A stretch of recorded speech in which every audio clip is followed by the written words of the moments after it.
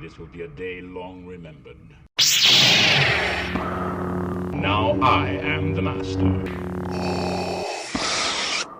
Welcome to another episode of Legends and Theories, and welcome to my 100 subscriber video. This is a video that I did have people vote on, but although one person did vote on it, and this is the topic they wanted, and since no one else did, I went with this. This is, what if Aragorn joined the company of Thorin Oakenshield? So with this, I'm looking at it with me allowing the story to go really anywhere, and not needing to be on track for it to end the same way the Hobbit did.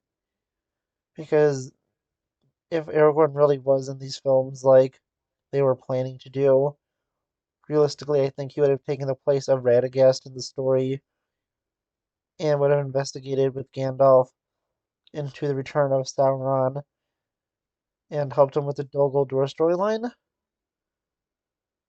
That's at least what I think they would have done, and that's the realistic expectation.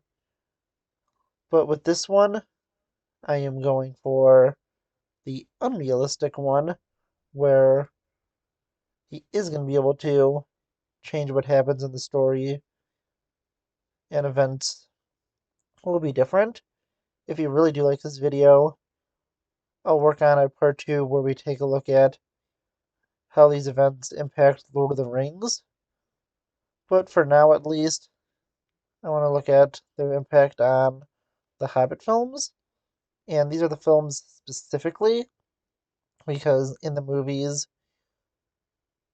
he is going to be, I don't know the exact number, it's I believe around 27, because there is not that, I think it's 27, I think it's a 17-year gap in the Fellowship of the Ring book between the day of Bilbo's party and the time that they discover the ring is the One Ring.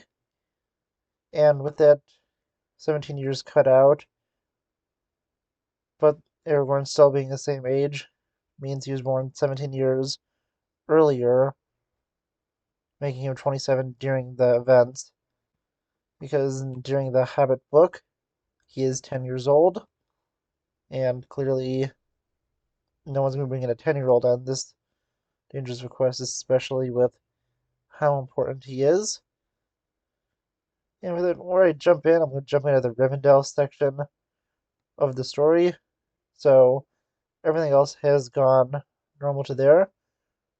And there's some parts I'm going to kind of skip over because they're going to play out the exact same way.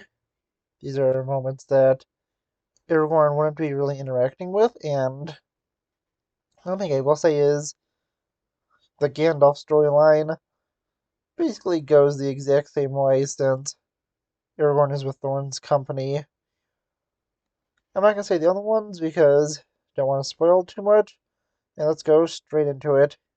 Bilbo, Gandalf, and the dwarves watch the elves as they enter into Rivendell, and Thorin and the other dwarves prepare for battle with them.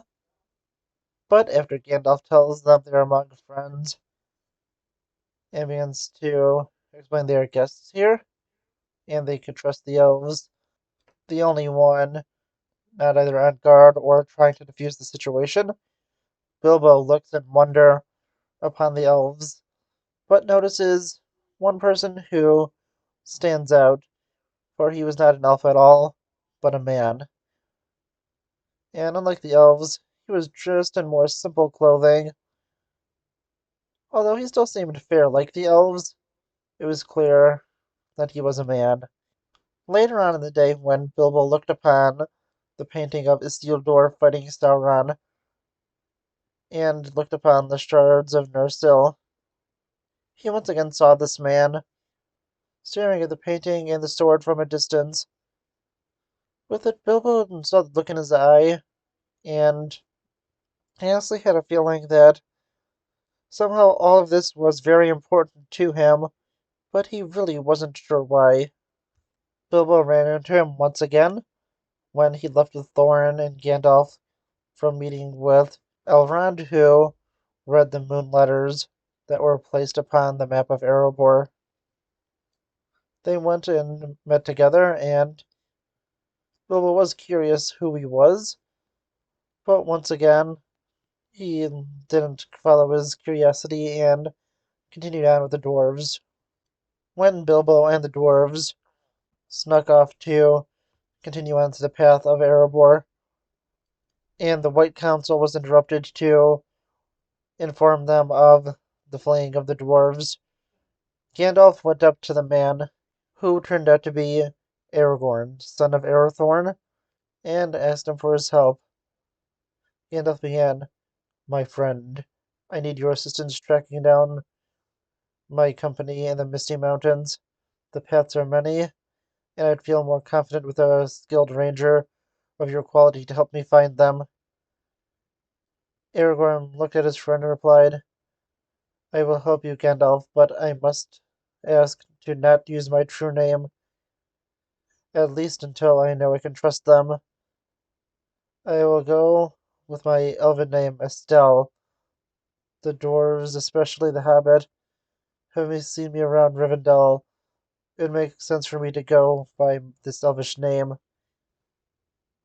I think Strider would be better. Thorin is severely distrusting of elves, and you using an elvish name may cause more problems than it will solve," Gandalf responded. Aragorn thought on it and agreed, and Gandalf went with him as Aragorn led him on the trail. And they were only just behind them as they saw the goblins of Goblin Town jumping up and kidnapping the members of the company. Following them, Aragorn notices the location of a small fight and knows that at least one person fell, but can't confirm if it was a dwarf, the hobbit, or just one of the goblins. And knowing the rest of the company was in danger, he knew he did not have the time to see who fell, and it would not matter since they were almost certainly dead, and continued on with Gandalf to go and rescue the others from the Great Goblin. Of course, Aragorn was wrong, and it was Bilbo who fell. Of course, he survived and would find what would eventually be revealed to be the One Ring. He played a game of riddles with Gollum, and once again, using the ring, he managed to escape. And with it, at the same time, Aragorn and Gandalf went to rescue the dwarves. Approaching the Great Goblin from behind, Gandalf takes out the torchlight, and Aragorn stuck out his blade, killing the Great Goblin.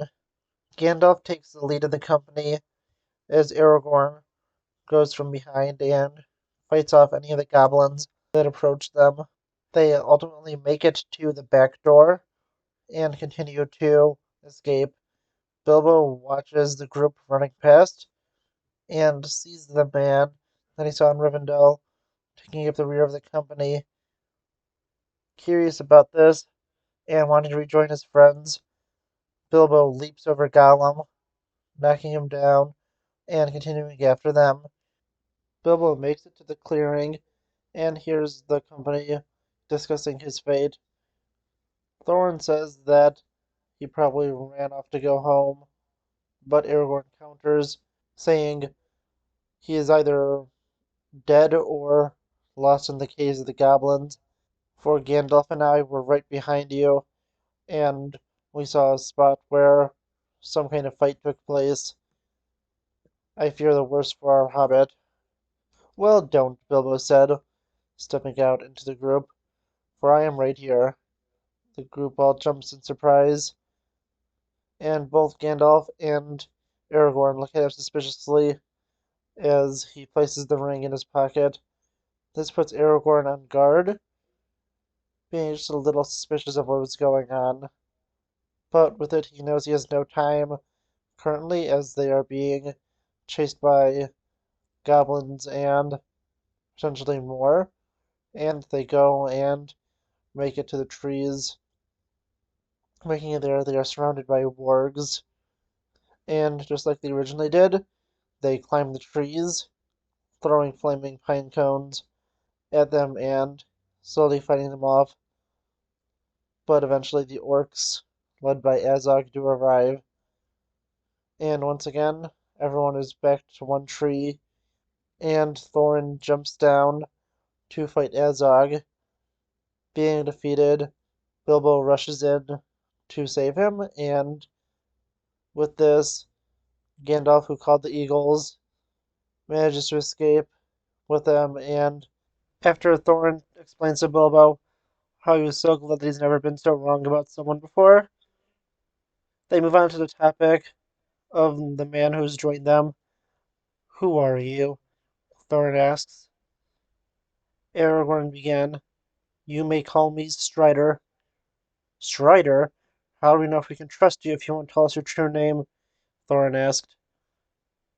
My true name, for now, is not important, but you can trust me because if it was not for me and Gandalf on his own, he would be unlikely to have caught up with you in time to save you all, and you would still be prisoners of the goblins. Now I recommend us leaving here before the orcs that were chasing us have a chance to catch up with us. And Thorin didn't know why, but the authority, but also the kindness in his voice, made him trust him. Alright then, let's go, Thorin said, still looking a little suspiciously at him.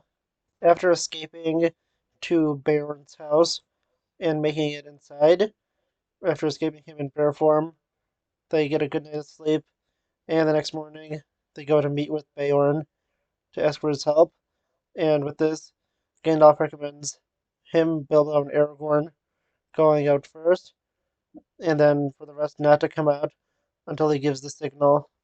Meeting up with Beorn, he sees him and asks, Who are you? Gandalf begins, I am Gandalf, Gandalf the Grey. Never heard of him, Beorn replied. I am a wizard, perhaps. You have heard of my colleague, Radagast the Brown. He resides in the southern borders of Mirkwood. What do you want? Well, to simply thank you for your hospitality. You may have noticed that we took refuge in your lodgings here last night. Who is this little fellow? Oh, well, it would be Mr. Baggins from the Shire. He is not a dwarf, is he? Why, no, he is a hobbit. Good family and unimpeachable reputation. And him? I am called Strider, a ranger of the north, Aragorn replied. A halfling, a ranger, and a wizard. Beorn then looked more closely at Aragorn and continued, Are you one of the Dunedain? I am. Beorn visibly relaxed as Bilbo asked, What are the Dunedain? Beorn laughed. Your friend does not know much about his companion. Do you mind if I tell him? Aragorn replied, Only if you want to. This is your home. Beorn laughed again. A wise answer, my friend. But I am assuming there is a reason you have not told him this. There is one. I have only recently joined this group, and I have not had much time to tell him much of myself, but he seems to be trustworthy, and I believe you may tell him if you wish.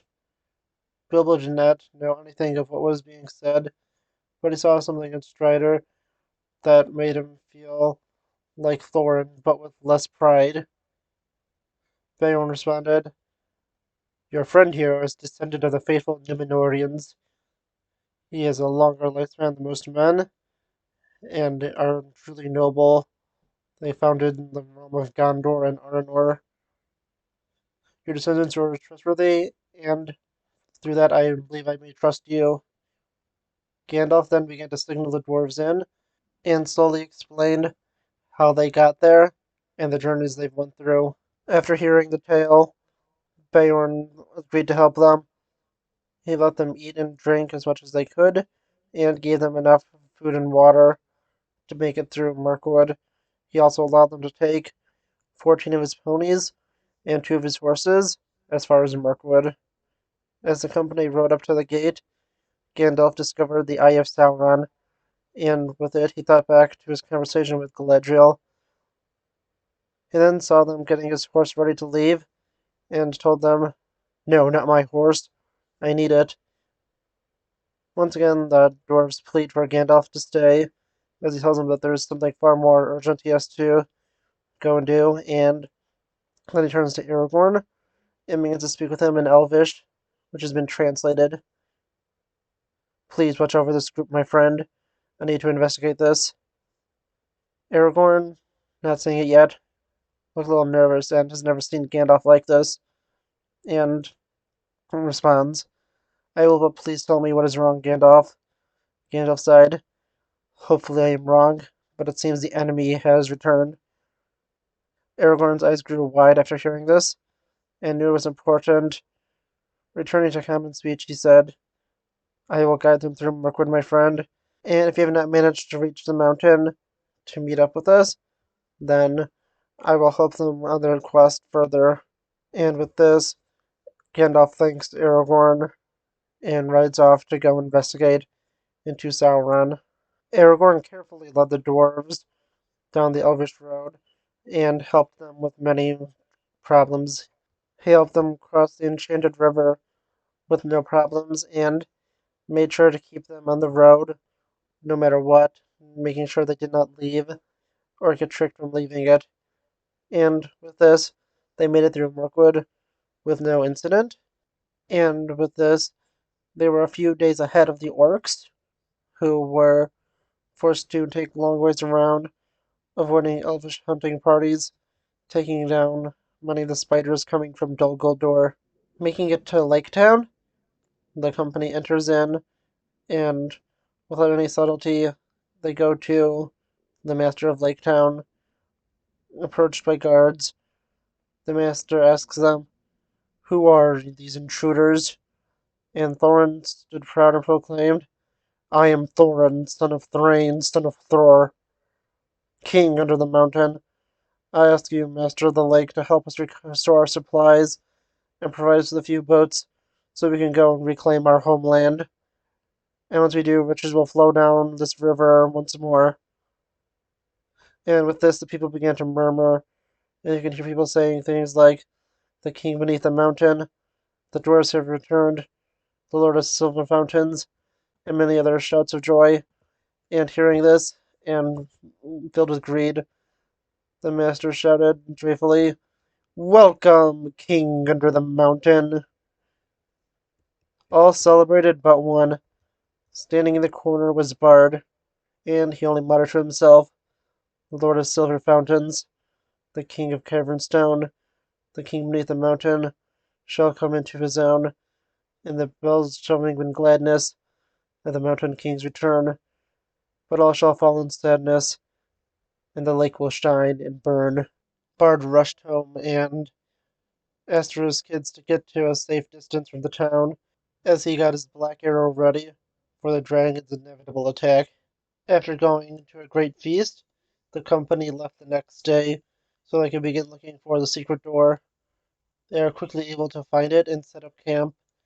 After a few days, Durin's day came, and at the end of the day, the dwarves waited with joy as the sunset approached. They were beginning to be disappointed when the door did not open, and began to leave in defeat. But both Bilbo and Aragorn waited there as the moon revealed the door, and Bilbo called for everyone.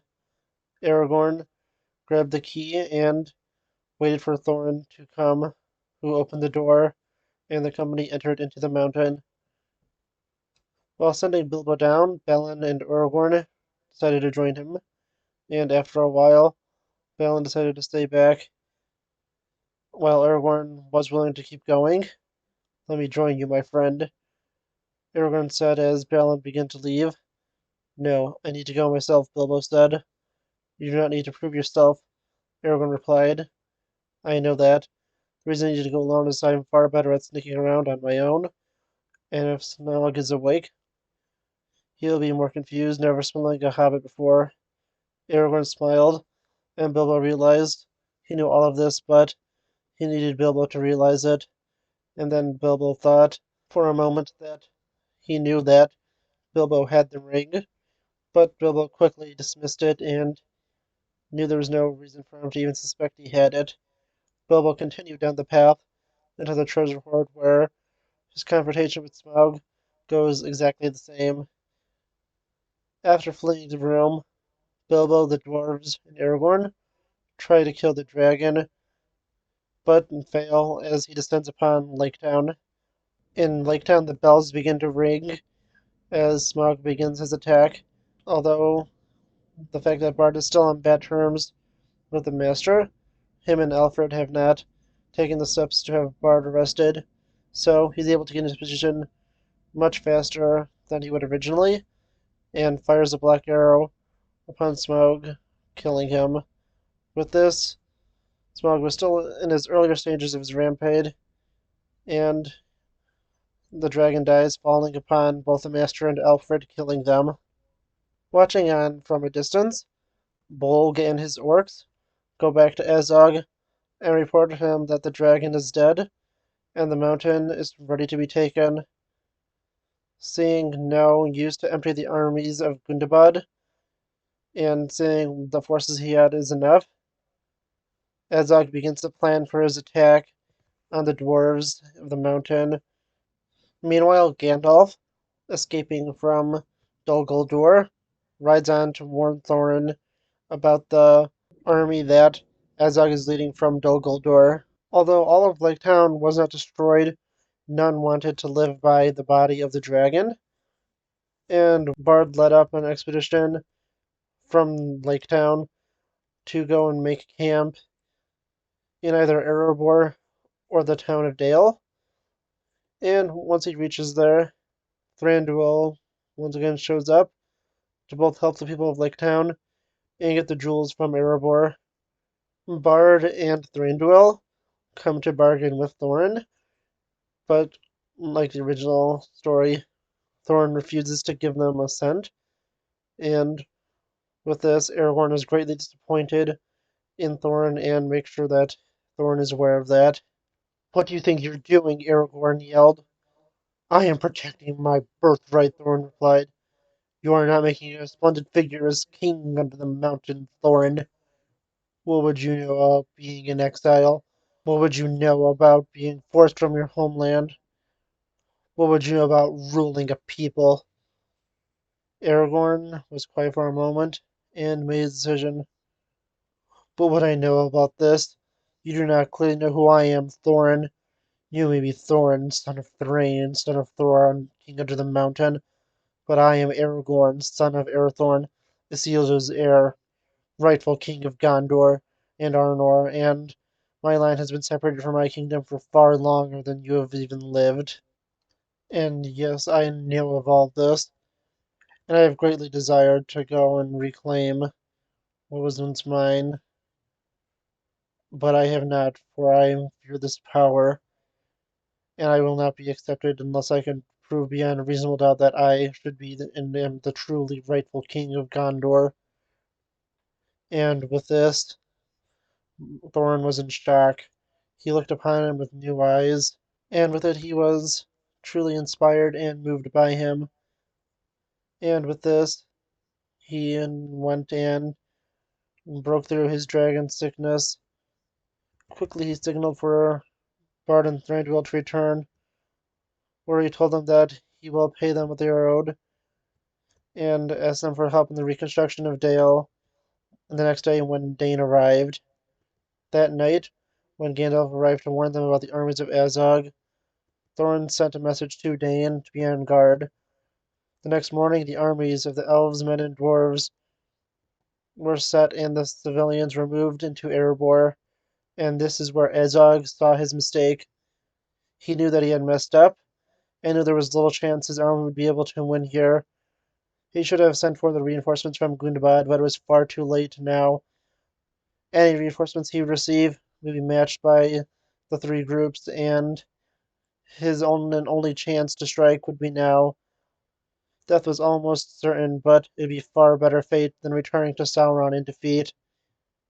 But that didn't mean he wouldn't try, and he was going to at least try and end the line of Thorin at a minimum. Azog declared his attack, and the orcs marched forth. The armies of the Free Peoples, led by Thorin, Thranduil, Aragorn, and Bard, marched forward. The armies of the orcs stood no chance, and path was quickly cleared for their best warriors. Thorin, Dwalin, Fili, Kili, Aragorn, and Legolas stormed the fortress of Azog on Ravenhill and cut through their forces. Staying in a group together, they slowly moved forward, cutting through Azog's forces, eventually making it to the orc and his son Bolg. The two try and fight them off, but the battle tide turns even worse for them as the Great Eagles, Beorn and Radagast, show up, cutting through the forces. And with this, Thorin is able to slay Azog, and the battle has been won. After hearing of the defeat, the forces of Gundabad abandon their fortress, with both their leaders being dead. They head for Sauron and Mordor, but none of them make it. Trying to make it through the Gap of Rohan and Gondor, they split off into groups and are slowly picked off by forces led by both Steward Turgon and King Fingal of Rohan. And with this, no orc ever makes it to Mordor. Back at Erebor, the company of Thorin meet once one last time. All swear not to reveal Aragorn's true heritage until the time comes for him to reveal himself. And with this, the only time they could is if Aragorn gives them permission to reveal it to a close and trusted ally. Thorin and Bilbo depart, and Thorin tells him that if many of us valued food and cheer and song above a hoard of gold, it would be a merrier world. Gandalf, Aragorn, and Bilbo head back towards the Shire, where Aragorn departs them in Bree and goes to meet up with his fellow rangers, and Gandalf accompanies Bilbo to the borders of the Shire, and just outside of Hobbiton, he departs with Bilbo, telling him to be careful of his magic ring, which Bilbo says he lost in the battle. A few years later, Bilbo sits down, remembering his adventures, and hears someone knocking at the door. He walks up and opens it, and sees Gandalf, Balin, Thorin, and Aragorn at the door. "Come in, my friends," he said with joy, as they began to discuss the progress made in Erebor, Dale, and Lake Town, and all that's going on in the world. And that's it. Honestly, I had a lot of fun making this story. And I do want to know if you want to see a sequel taking a look at the impact this would have on Lord of the Rings, since now Thorin is alive. And with that, it may not change a whole lot through that perspective, besides for the battles going on in the north. But with this, and Aragorn having a far greater connection with Bilbo, and for far more trust being with them, I think this could have a pretty good impact on Lord of the Rings. It's not going to be as significant as its impact on The Hobbit, but with it, just having this little bit change of history would be interesting to look at. So please let me know if you like the changes to this, and if you want to see a sequel taking a look at the events of Lord of the Rings changed by this. And yeah, honestly, this story was really fun to make. I just had such a hard time recording it, and I was able to get it in about 2 sittings. And with it, I think it's around like 26, 27 minutes without the intro and outro. But yeah, honestly, I had a lot of fun, and I do hope you enjoyed the story. I think this is, one where as I said before, that's not the most realistic ending, because I think if he was in there, it would have just been him replacing Radagast. But with this, I wanted to see how he could truly impact the story and change things if he went with Thorin's company. And with it, I think that he would be able to change Thorin's mind a lot faster, and they would end up in a pretty much better place. But the one problem I really see with having this change is the fact that there's so much of the tension of the story is cut out, because Aragorn is just really a responsible but also respectable person. And with it, it takes out just so much that Bilbo does and has less of an impact on the story. Although some of the major stuff still happens, like him getting the ring and being able to participate in the events, but his impact on the story is a lot less than it was since Aragorn is there, and they're able to avoid just so much of the crazy adventures that they go on, and everything with the spiders, and just everything else in the story that happens in Mirkwood with the escape from the elves doesn't happen, but also, interesting enough, Sting is never named, and that's just it's a cool little part of the story that is cut out. And when I do the sequel, if you're interested in it, I want to make sure I don't name the sword as Sting, and it's just going to be a little different, but that's something I'll keep in mind on and keep attention to if I do make a sequel. And if you do want to have that, I will be glad to make it. And just moving on to the ending, I honestly just really wanted it to end with that final scene since I thought that this would change things just enough for Thorin to survive to end it like the book, where Bilbo is visited by, in the book, Balin and Gandalf. But for this, I'm going to have Aragorn and Thorin there since he now knows Aragorn and he begins to respect him and he would visit him. And then Thorin would obviously go and visit one of his really close friends. And I think that scene works really well. And I really like having it as a wrap up to the story. I finally just want to thank everyone for subscribing, and I hope to get to even more subscribers in the future and make even more big fun videos because I had such a great time with this, and this video really was fun to make. But I want to know what you think. What changes do you think would have been made if Aragorn joined the company? And do you agree with me that if Aragorn just simply was in the films like intended, he would have just replaced Radagast? Or would he have had a different role in the story? I really am curious to see what you think. So please let me know in the comments, and I'll see you all next episode of Legends and Theories. Thank you for watching this episode of Legends and Theories. Please subscribe, like the video, share the video, leave a comment, check out the video on screen, and may the Force be with you.